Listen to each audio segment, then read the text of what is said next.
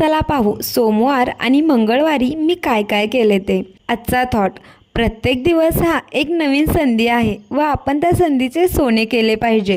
सोमवार म्हणलं की आमच्या कॉलेजला सुट्टी. मग काय लेट उठली, रूममध्ये एकटीच होती म्हणून पूर्ण रूम आवरून घेतली आणि मी वाला टाईम म्हणजेच स्वतःसोबत स्वतः स्पेंड केलेला टाईम खूप छान वाटते. तुम्ही पण कधी तर करून पहा. नंतर रूममेट आली आणि तिचे साहित्य लावून घेतले.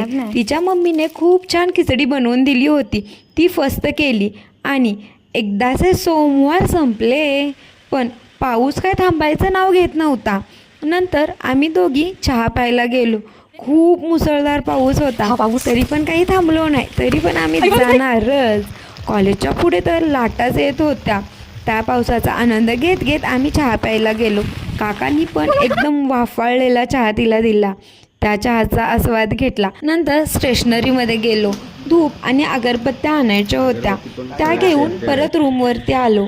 पाहतो तर काय, गॅलरीमध्ये खूप पाणी आले होते. त्याचा आनंद घेतला आणि आजचा दिवस स्पेंड केला.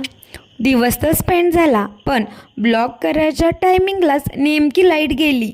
त्यामुळे ब्लॉग काय तुम्हाला भेटलाच नाही. त्यासाठी खूप क्षमस्व असावं. नंतर मंडेचा डे तर स्पेंड झाला. आता आला ट्यूसडे. पण ट्यूसडे आला पण पाऊस काय थांबायचं नाव घेत नव्हता. अरे बाबा बास ना, थांब आता. किती तो पाऊस. उठायचं तर काय नाव घेतच नव्हते. बट काय करायचं, उठल्याशिवाय तर काय पर्यायच नव्हता. मग काय पटपट उठले, आवरून घेतलं. कॉलेजचं आवरलं, पण झोप काय जातच नव्हती. त्यामुळे एक छानसं आफ्रेश बनवून घेतलं आणि त्याचा आस्वाद घेतला. रूम एकदम ताजीतवानी वाटावी यासाठी अगरबत्ती लावली आणि कॉलेजला गेले. जास्त काय लोक आली नव्हती, पण सर काय शिकवायचे थांबत नव्हते. सरांनी शिकवायचं तसं शिकवलं.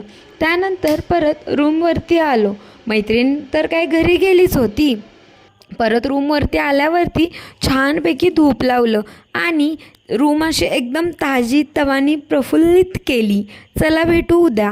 पण मला एक समजेना झालं आहे, माझ्या फ्रेंड्स तर सगळ्या घरी गेल्या. मग मी हॉस्टेलवर राहू की घरी जाऊ? चला पाहू उद्याच्याला की मी नेमकी कुठे असते. भेटू उद्याच्या ब्लॉगमध्ये. Bye bye, take care.